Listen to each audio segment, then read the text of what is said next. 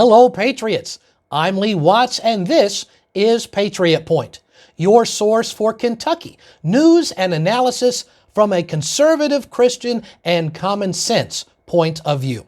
Well, I want to start off this week's program with a big thank you to everybody. Last week's episode had a little more than 10,000 views by the time you add up all the different video services where that gets posted. And we have now surpassed the 9,000 subscriber mark. Very excited about that. If you've never subscribed, I encourage and hope that you will do that today. And I hope for you subscribers that you share this video. Let me explain why that is important. It's because the politicians up in Frankfurt pay attention to these numbers. I know that many of them watch the program every week, some because they like it, some just to keep track of what's going on, what we're talking about as conservatives. And when they see that there's a topic that has got 10,000 views, some of them have got 30, 40, and more than 100,000 views, that lets them know this is something the people of Kentucky are interested in. The people are being active. So that's why I hope you subscribe, that you share the video, because we are making a positive impact for conservative, Christian, common sense, constitutional causes here in the Commonwealth. I really didn't mean to make that alliteration, but it just came out. Praise the Lord for that.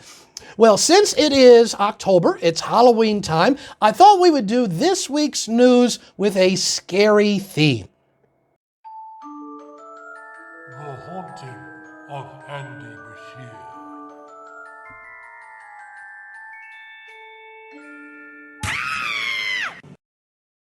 Yes, the haunting of Andy Beshear. Some scary things are going on for dear Andy. Let's talk about something which has come back to haunt him. Well, do you remember that last year that Andy released 1,704 convicted criminals because of COVID-19? Now, of course, Andy is the one who says, hey, if you just wear a mask, you'll be fine. So he could have just given them a mask and let them stay where they're at so they wouldn't be out committing crimes and they wouldn't be out spreading the virus. But he decided that we weren't going to do that. So he released 1,704 convicted criminals. Well, what has happened since then? Now, it's a little more than a year later. Well, on October the 4th, the Louisville Courier-Journal reported what has happened and has come back to haunt Andy because out of these people who he released, they have committed more than 500 felonies in the past year. These are 500 felonies that would not have been committed if Andy Beshear had not released convicted criminals into Kentucky neighborhoods. We can really lay a part of the blame at Andy Beshear's feet for 500 felonies, because these are committed by the people he released. Now, this is in addition to more than 350 other crimes that these people committed. So 350 other crimes, more than 500 felonies, all committed by people who Andy Beshear released out of prison because he didn't even believe in his own propaganda that you can just put a mask on and be fine. So all of that has come back really to haunt Andy Beshear. And I think this information is going to haunt him again on Election Day as well. Let's talk about something else which may be haunting Andy Beshear, and that is his association with certain people. Of course, he has been lifelong big buddies with Allison Lonergan Grimes, a former Secretary of State, and the Lonergan family. Well, Jerry Lonergan, one of Beshear's buddies, has just been ordered to report to federal prison for a nearly 2-year sentence because he had spent more than $200,000 illegally rerouted this money to Democratic campaigns, specifically the campaign for Secretary of State. And this is not only one of Beshear's buddies, he is a former state representative and the former head of the Kentucky Democratic Party. And this week, he had been found guilty earlier. He appealed it. Well, his appeal has been shot down, and this week he was ordered to report to federal prison. But when he shows up, maybe he can be the cellmate for another Beshear buddy. Somebody else who might be haunting his memories is Beshear's friend, Mr. Tim Longmire, who had also been found guilty of $200,000, same number, but kickbacks, getting that money back for himself. Now remember, this is the guy who was the very chief deputy for Andy Beshear when he was Attorney General. So his associations and his actions definitely coming back to haunt him. Let's talk about something else which is haunting Andy Beshear, and that is his policy where he closed schools last year. And this is really kicking him in the teeth and kind of haunting him because the result is, according to the Non-Public School Commission this year, there have been an estimated 30,000 less public school registrations in Kentucky this year from last year. Now, why is that? Well, one of the reasons why is that the parents started seeing what was being taught to their kids. They're like, whoa, this is what you're spending time on? This is ultra-leftist agenda. This is a socialist propaganda. I don't want my kids taught these things, and what they're not being taught should be taught, and what they are teaching shouldn't be taught. And so 30,000 less public school registrations in Kentucky this year from last year. He's also probably being haunted by some information coming out of Washington, D.C. Here last month, we saw that the FDA's director of the Office of Vaccine Research and Review, Dr. Marion Gruber, resigned in protest over the pushing out of these vaccines and boosters, saying, listen, this is not being done properly, and I will give up my incredibly high position, high value, high well-paid, high-profile position, rather than let this be done under my watch. Good for Dr. Gruber. So they said, fine, we'll just give the job to your deputy director. Well, the chief deputy director of the FDA's Office of Vaccine Research and Review is Dr. Philip Krause. He said, no, I got too much integrity. I'm not going to put my name on it, and I'm going to resign as well. Well, good for them. Well, they are protesting and resigning because of their principles. Somebody else just wound up having to resign in shame, and that is the National Institute of Health's director, Dr. Francis Collins, who has suddenly announced his resignation very suddenly. The reason for that is he just got busted lying to Congress, which, by the way, is a crime. Just thought I'd throw that out there, because he said that there was no federal funding for the Wuhan virus lab over there in China. And it turns out that they have found that they were funding it. And specifically, he and Fauci have been funding American money over to the Wuhan laboratory over there for specifically what is being called the gain of function. Now, let me explain what gain of function means. And this is something that the Kentucky Senator Rand Paul really just hammered them on. Gain of function means we are developing viruses in this lab. That is what the Wuhan lab specifically is designed to do. So they are funding biological weapons and research. Gain of function means we have found a way for it to infect more people, or to infect those people more seriously. That is what gain of function means. It means we found out this virus can be even worse or get more people, and they are the ones funding that.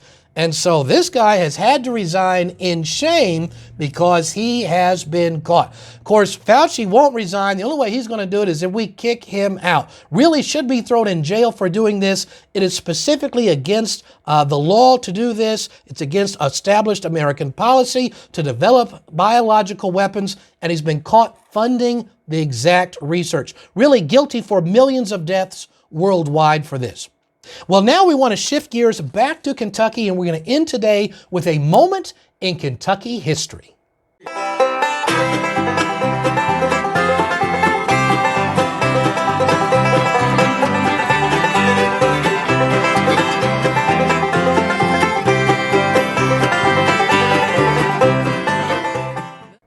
This week in Kentucky history, back in the year 1780, this is during the American Revolution, was something that was called the Battle of Kings Mountain.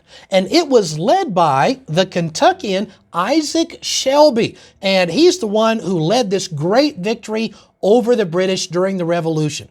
Teddy Roosevelt said this brilliant victory was the turning point of the American Revolution.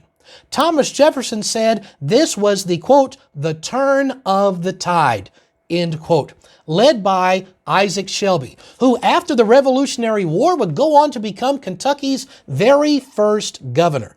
Then after he was governor, he stepped back from public life and he founded the Kentucky Bible Society. But then a few years later, the War of 1812 happened. And in this, the British get this close to reconquering the United States. So Governor Shelby is asked to come out of retirement. He does, and he becomes our fifth governor as well. Well, during the war with the British, the War of 1812, Governor Shelby gets asked by some of the American generals, hey, can you send us 1,200 Kentuckians with those famous Kentucky long barrel rifles to help us fight the British? Governor Shelby does not raise 1,200 Kentuckian militiamen. Instead, he raises 3,500 Kentuckians. But here's what's interesting. He doesn't just send them up to the general to fight the British in the war. Instead, Isaac Shelby leaves the Capitol building, joins up with the troops, marches them up to the battle himself. Then he conducts the Battle of Thames. He doesn't do this from the back. He is fighting along the soldiers in the front lines of the Battle of Thames. He wins the Congressional Gold Medal for Valor for his actions during the battle on the front lines. And then after he wins this great victory, because he won that battle as well, then he turns around and he marches 3,500 Kentuckians back home after defeating the British. And he does all of these things while he is still governor. That's the kind of governor that we need. Somebody who has served their country and hasn't spent a lifetime with a silver spoon in their mouth, just sitting back, living on the people's money. This is someone who served and showed courage fighting the true enemies of America. So that is a little bit about Kentucky history. Our first and fifth governor, Isaac Shelby. Well, and talking about things, and if you ever come up to the Kentucky Capitol, you can see a lot more about him. And I want to invite you to come up to the Kentucky Capitol. One of the great joys of my line of work is I've served as the volunteer chaplain to the Kentucky Capitol for more than a decade. And I love to bring different groups up to the Capitol building and teach you the wonderful history of our state, and also point out and teach you about Kentucky's Christian heritage. This is absolutely free. I don't charge a cent for it. If you would like to say, hey, I'd like to bring a group from my church, or maybe a school group, or my Patriot group, whatever it is, if you'd like to bring them up to the Capitol, we can arrange a tour someday. Just send me an email at lee.watts.kentucky@gmail.com, and we'll work out a time to give a tour to your group. And if we can do it, we can sometimes arrange to meet with your senator and your representative at the same time. And this is a wonderful way for them to see a bunch of conservatives that are coming up to the Capitol, paying attention to what is going on, and that really increases your voice. Wonderful event, and I hope that you'll do that. For the last thing today, I was contacted by somebody the other day, and they had said, Mr. Watts, can you give me 10 questions that I could ask my senator and representative? And this really just got my mind going, thinking, hey, it's going to be election year next year, all kinds of people running. We need to know where they stand, and we really need to be specific on some issues. So don't just say, well, are you conservative or liberal?